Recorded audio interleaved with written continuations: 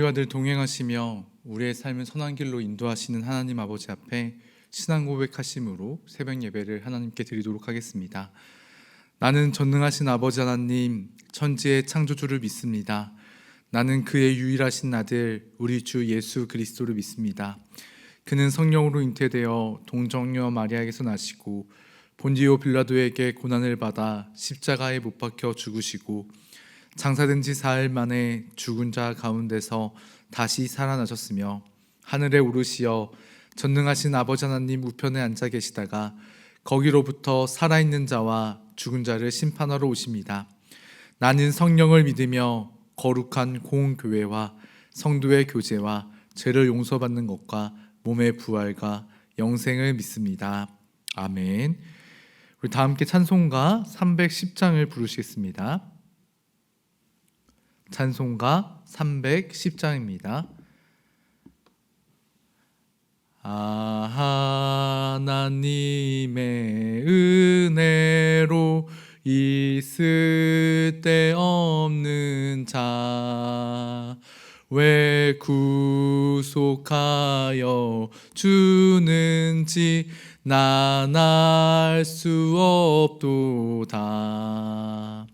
내가 믿고 또 의지함은 내 모든 형편 아시는 주님 늘 보호해 주실 것을 나는 확실히 아네. 왜 내게 굳센 믿음과 또 복음 주셔서 내 마음이 항상 편한지 난 알 수 없도다. 내가 믿고 또 의지함은 내 모든 형편 아시는 주님 늘 보호해 주실 것을 나는 확실히 아네. 왜 내게 성령 주셔서 내 마음 감동해. 주 예수 믿게 하는지 난 알 수 없도다. 내가 믿고 또 의지함은 내 모든 형편 아시는 주님 늘 보호해 주실 것을 나는 확실히 아네. 주 언제 강림하실지 오밤에 홍낮에 또 주님 만날 그곳도 난 알 수 없도다. 내가 믿고 또 의지함은 내 모든 형편 아시는 주님 늘 보호해 주실 것을 나는 확실히 아네. 오늘 우리에게 주시는 하나님의 말씀은 사무엘하 17장 15절에서 29절까지의 말씀입니다. 구약성경 사무엘하 17장 15절에서 29절까지의 말씀을 한 절씩 교독하도록 하겠습니다. 이에 후세가 사독과 아비아달 두 제사장에게 이르되 아히도벨이 압살롬과 이스라엘 장로들에게 이러이러하게 계략을 세웠고 나도 이러이러하게 계략을 세웠으니 이제 너희는 빨리 사람을 보내 아비색에 전하기를 오늘 밤에 광야 나루터에서 자지 말고 아무쪼록 건너 가소서 하라. 혹시 왕과 그를 따르는 모든 백성이 몰사할까보다 하노라. 그때 요나단과 아히마아스가 사람이 볼까 두려워하여 감히 성에 들어가지 못하고 에느로게가에 머물고 어떤 여종은 그들에게 나와서 말하고 그들은 가서 다윗 왕에게 알리더니 한 청년의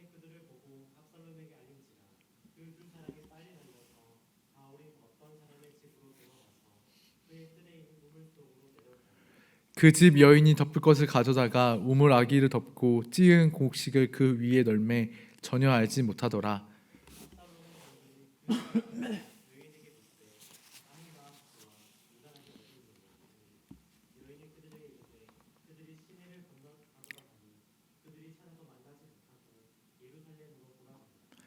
그들이 간 후에 두 사람이 우물에서 올라와서 다윗 왕에게 가서 다윗 왕에게 말하여 이르되 당신들은 일어나 빨리 물을 건너가소서. 아히도벨이 당신들을 해하려고 이러이러하게 계략을 세웠나이다.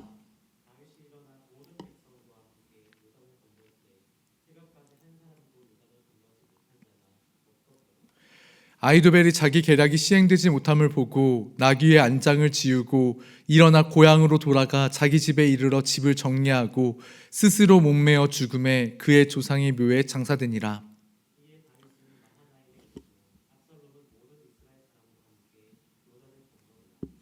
압살롬이 아마사로 요압을 대신하여 군 지휘관으로 삼으니라. 아마사는 이스라엘 사람 이드라라 하는 자의 아들이라. 이드라가 나하스의 딸 아비갈과 동침하여 그를 낳았으며 아비갈은 요압의 어머니 수르야의 동생이더라. 다윗이 마하나임에 이르렀을 때에 암몬 족속에게 속한 라빠 사람 나하스의 아들 소비와 로데발 사람 암미의 아들 마길과 로글림 길르앗 사람 바르실레가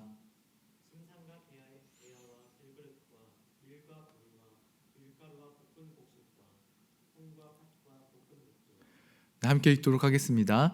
꿀과 버터와 양과 치즈를 가져다가 다윗과 그와 함께한 백성에게 먹게 하였으니 이는 그들 생각에 백성이 들에서 시장하고 곤하고 목마르겠다 함이더라. 아멘.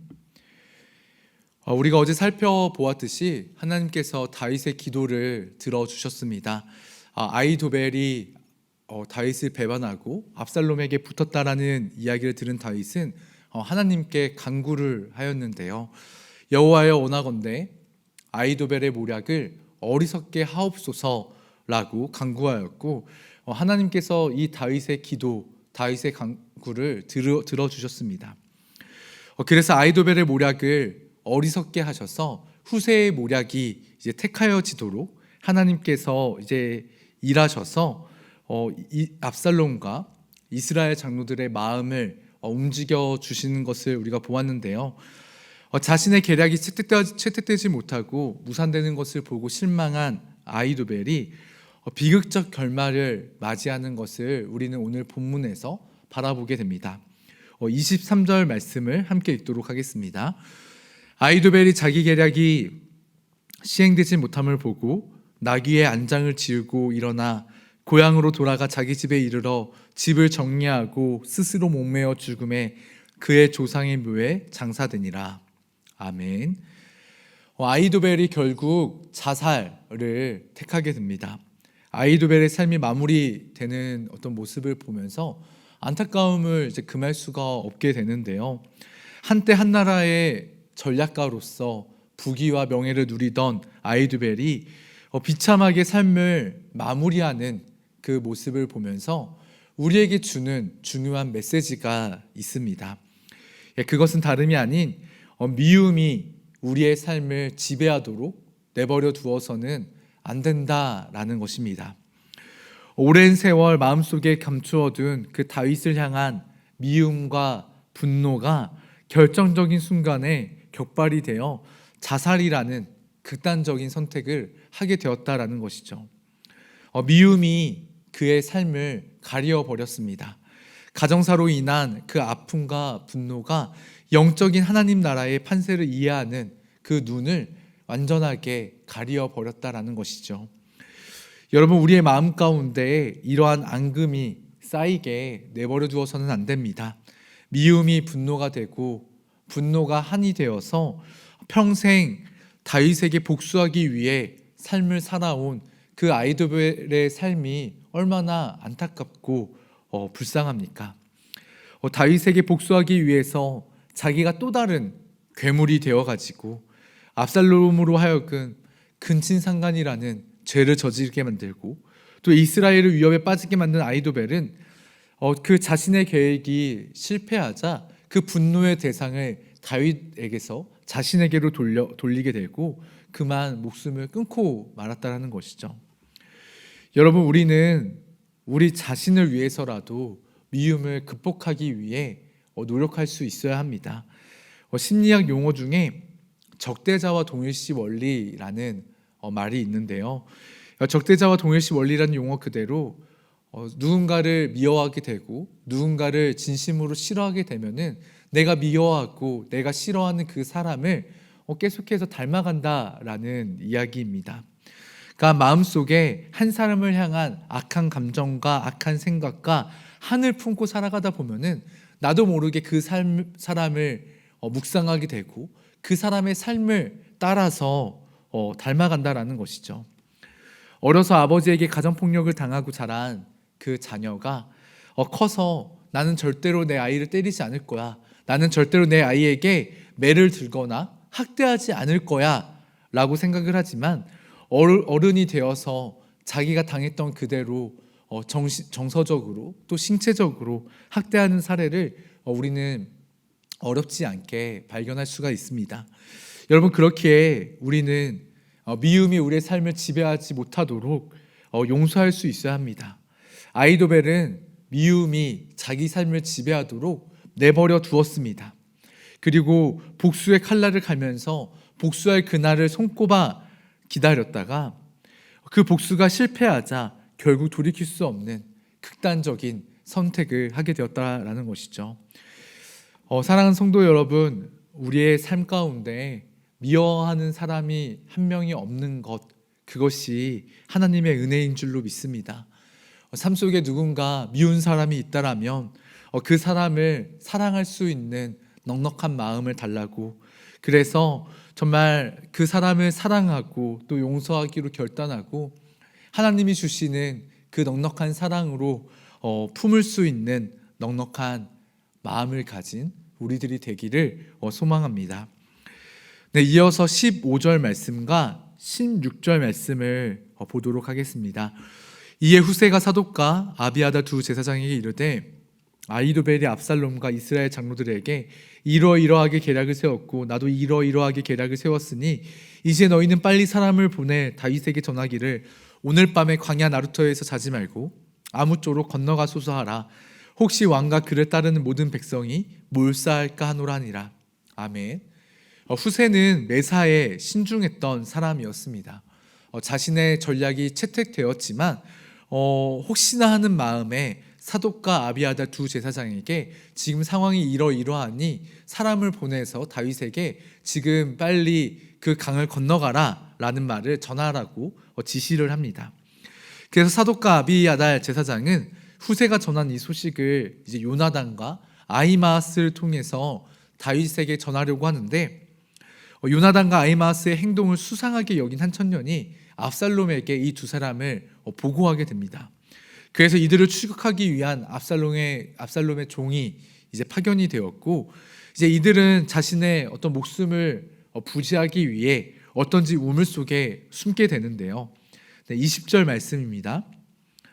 압살롬의 종들이 그 집에 와서 여인에게 묻되 아히마아스와 요나단이 어디 있느냐 하니 여인이 그들에게 이르되 그들이 시내를 건너가더라 하니 그들이 찾아도 만나지 못하고 예루살렘으로 돌아가니라.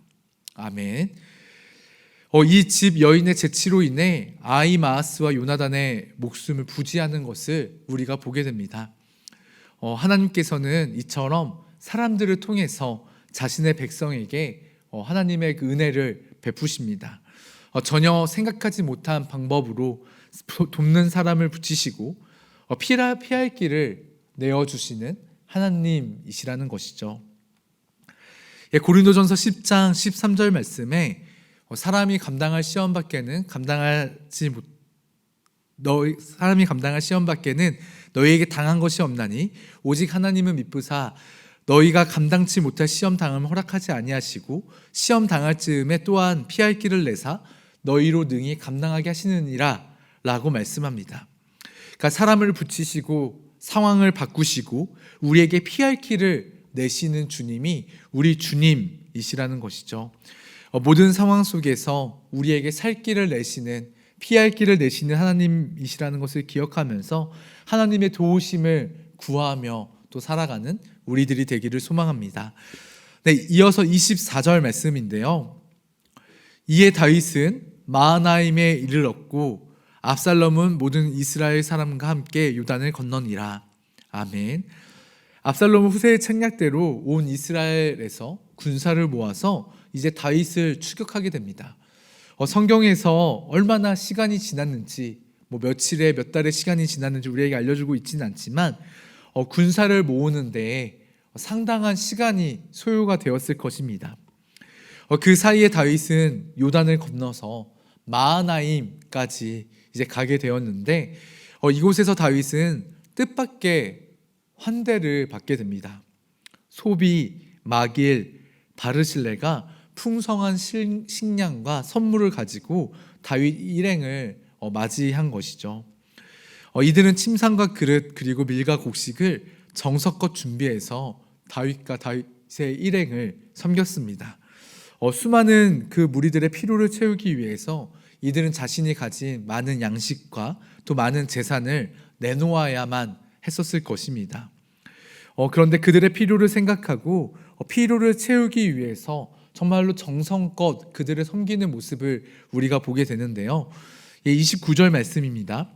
꿀과 버터와 양과 치즈를 가져다가 다윗과 그와 함께한 백성에게 먹게 하였으니 이는 그들 생각에 백성이 들에서 시장하고 고나고 목마르겠다 함이더라.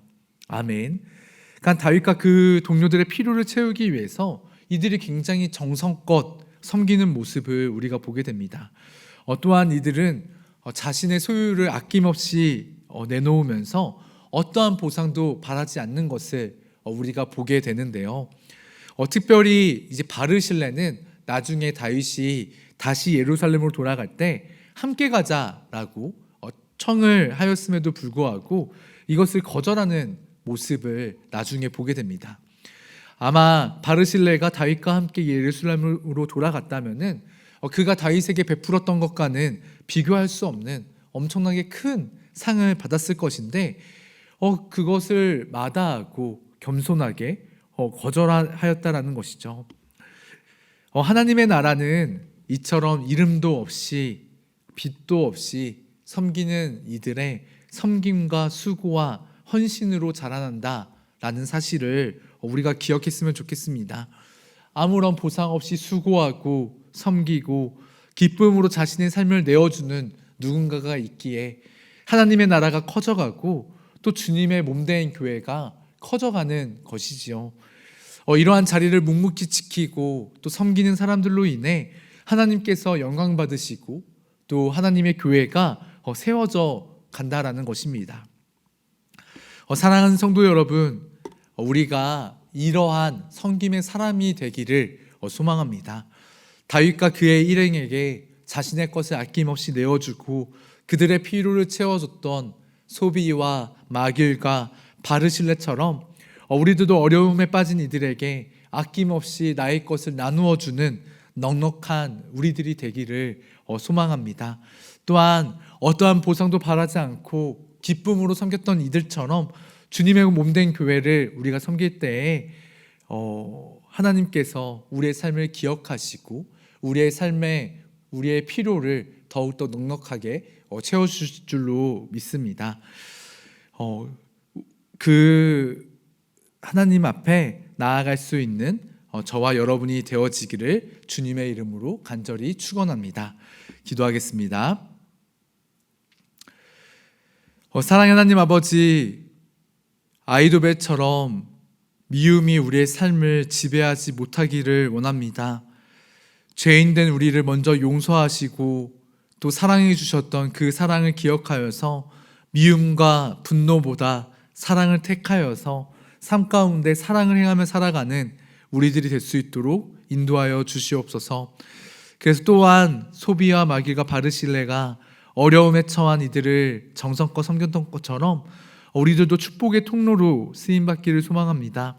내가 서 있는 삶의 자리에서 하나님을 섬기고 또 사람들을 섬겨서 하나님의 기쁨으로 살아갈 수 있는 우리들이 될 수 있도록 주님께서 함께하여 주시옵소서.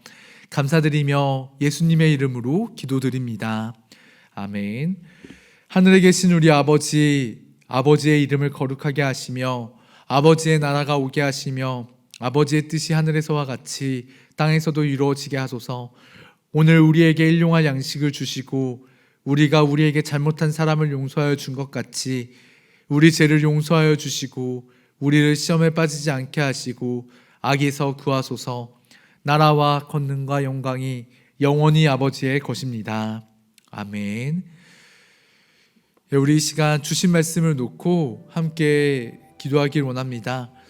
먼저 아이도벨의 이야기를 통해서 우리의 삶이 미움과 분노에 지배당하면 안 된다라고 말씀을 나누었습니다. 미워하는 사람 한 사람 없는 것이 주의 은혜일진데 하나님께서 우리에게 사랑의 마음을 부어주셔서 미움보다 사랑을 택하고 분노보다 선을 행할 수 있는 우리들이 되도록 인도하여 주시옵소서. 그리고 또한 소비와 마길과 바르실레처럼 축복의 통로로 다른 어려운 사람들을 돕고 하나님을 섬기는 복된 인생들이 되게 해달라고 기도할 수 있기를 바랍니다. 오늘 토요일은 예배 사역을 위해 기도하는 날입니다. 구미교회 모든 예배가 진정 하나님께서 임재하시는 예배가 되게 해달라고, 그리고 말씀을 준비하시고 전하시는 모든 교육자들 가운데 성령으로 충만케 하여 달라고 기도하여 주시기 바랍니다. 또한 한국교회를 위해 기도하길 원합니다. 한국교회가 진정 복음의 본질에 충실한 교회들이 되게 하여 달라고 기도하시고, 마지막으로 환우분들을 위해 기도하겠습니다. 주께서 긍휼과 자비를 베풀어 주셔서 치유되어지는 은혜를 허락하여 달라고 환우들을 위해 기도하시고, 여러분들이 가지고 온 간절한 기도 제목을 가지고 기도하도록 하겠습니다. 하나님께서 우리의 기도를 들으시고 반드시 응답해 주실 것입니다. 함께 기도하시겠습니다.